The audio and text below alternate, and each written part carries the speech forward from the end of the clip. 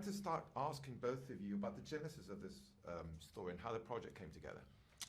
Well, the project came together when myself and my team at Atomic Monster were just chilling out. We were hanging, like we always do, like at the end of the week. We like to just have drinks and chat about stuff, and we started talking about movies that we would like to see.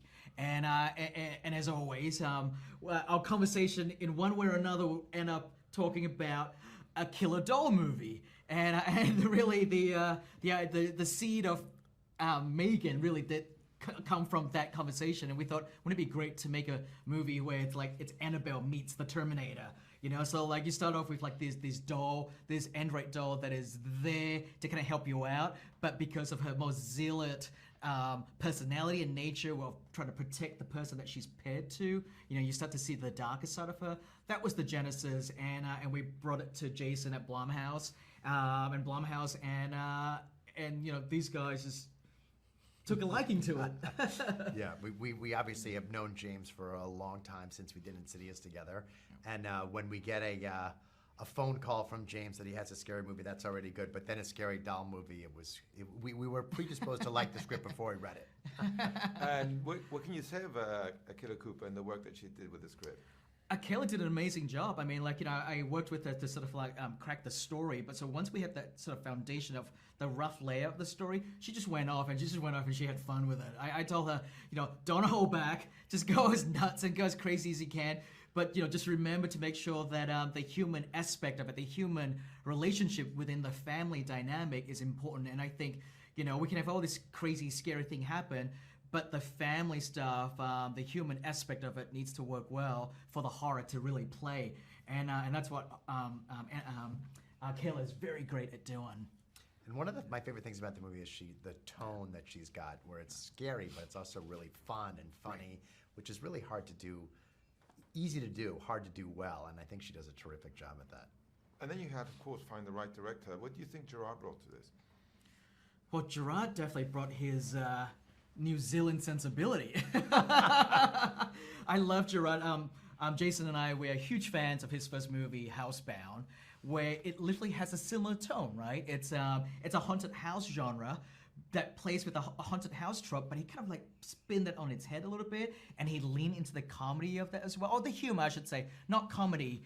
And that's what Gerard did so well with this is he was able to to not be afraid, to play the horror of Megan, to play the emotion of Caddy and her loss, and play into like Gemma's, sort of like trying to deal with her career, and then having to work with this, trying to be a mother at the same time to her niece, but at the same time, Gerard has to look at the whole picture and go, okay, this is all pretty absurd, so how can I find like the humor in this? And so Akela gave him basically the template for Gerard to kind of like run away with it. I think also he did something which was vitally important for the movie. It might sound obvious, but there are a lot of other directors might not have done the same thing. He was just singularly focused on Megan. Sometimes it was annoying because we were like, what about it is? But he was right. He was right. Obviously, the movie's called Megan. If Megan doesn't work, the movie doesn't work. And I think that focus on Megan really is one of the keys to the success of the movie. And we really have him to thank for that. Yeah. I could not agree with you more. And speaking of Megan, that kind of is the elephant in the room. How did you guys manage to do it? Because we've never seen anything like this before. Geez, we did a lot of tests at the beginning to see, try different methods and methodology to try and bring her to life. And it's a combination of just filmmaking tricks and methods to how to kind of bring her to life. One of the great thing about what Gerard did was just treating her like she's a human character, not just a doll, right? And he would photograph her, shoot her with all the sort of personalities that you would shoot with, with all the characteristics of how you would shoot a human actor with. And I think, treating her like she's a real thing helps.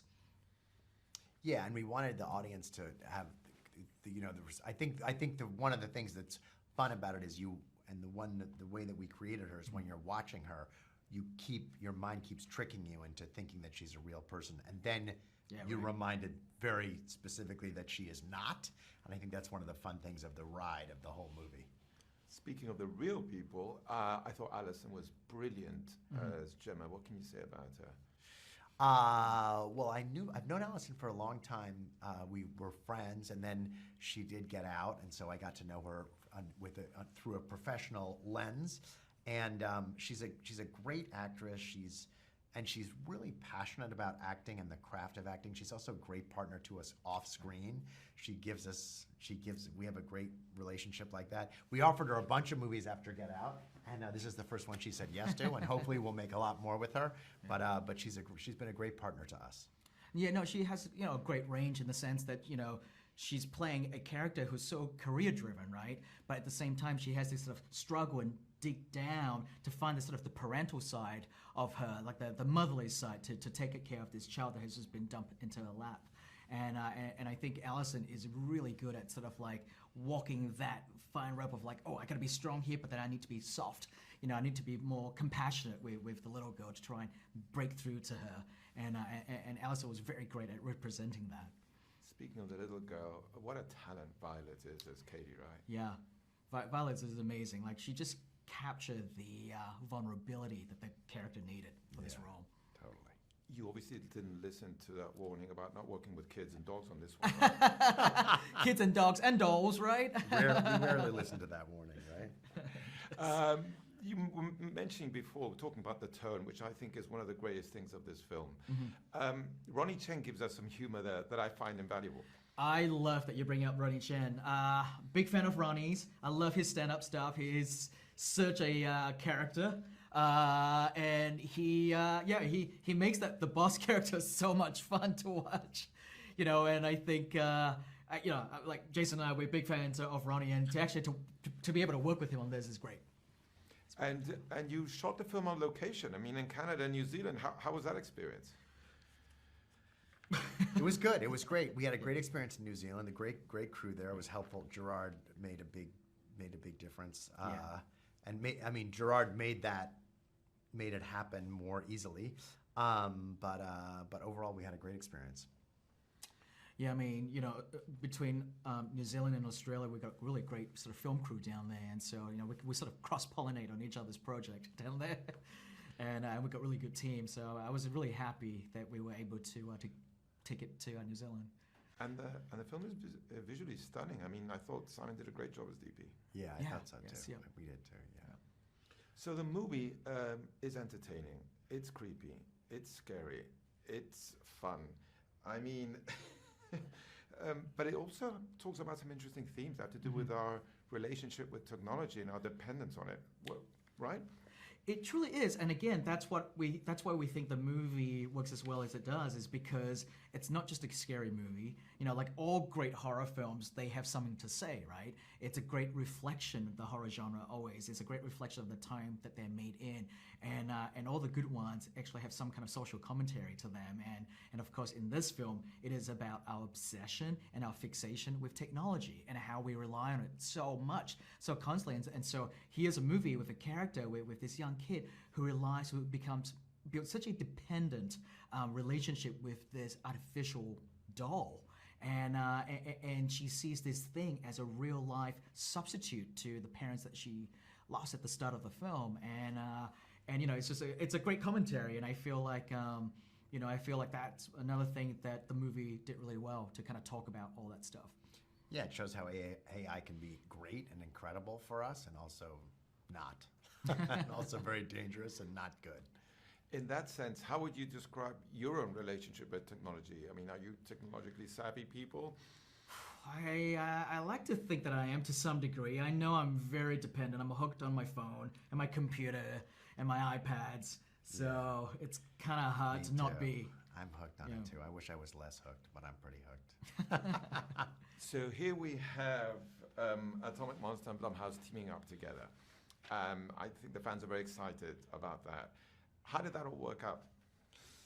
Well, it worked out from when we first met and worked together through James directing the Insidious 1 and 2, and then producing and being very involved in the all the movies going forward up to today. We're doing the fifth one. I remember when we actually now people do this a lot, but you're like we're calling it chapter. Remember? We're calling it Yes. And we've worked on we've developed various things over the years, but I've always been I've always had a great experience working with James, and I've always wanted to formalize it in one way or another, and hopefully we're on the road to doing that. And I think it'll be great for the two companies, and particularly great for the fans. Yeah, listen, there's no doubt that Jason's truly one of the smartest producers that I've had the opportunity to work with.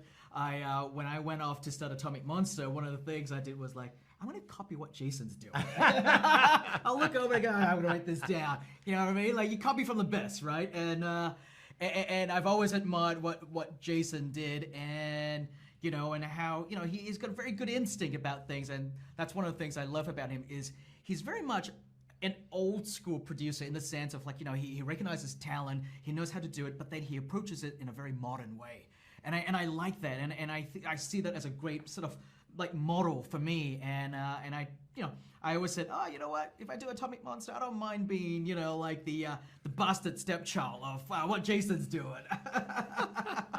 and to be able to now kind of come together and collaborate on future projects is exciting. And following up on that, what do you think makes this project so unique? Well, I mean, I think this project, Megan, is a great representation of us working together. It truly is it's the first film that represents, potentially Atomic Monster and Blumhouse coming together and, and sort of sharing resources and ideas and stuff like that.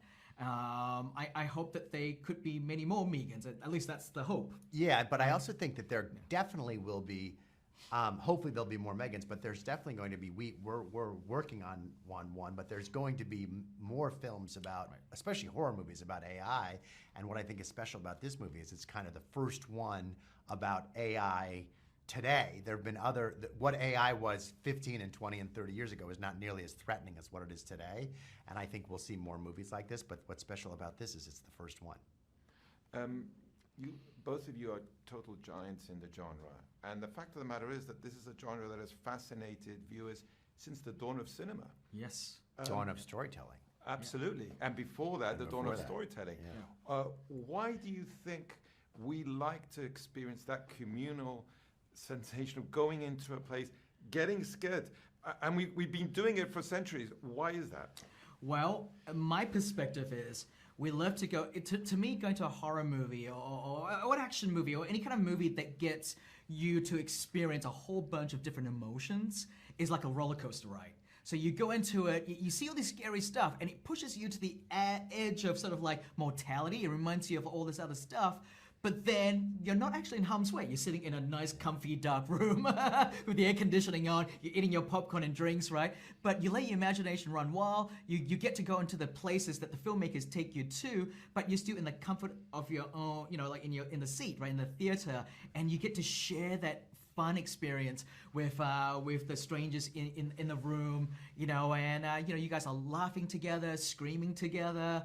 I think that's so much fun, and that's what makes roller coaster rides so fun, is because at the end of the day, it may be terrifying as you're going through it, but once the ride ends, you get up and you go back to the safety of your own home. Your life, yeah.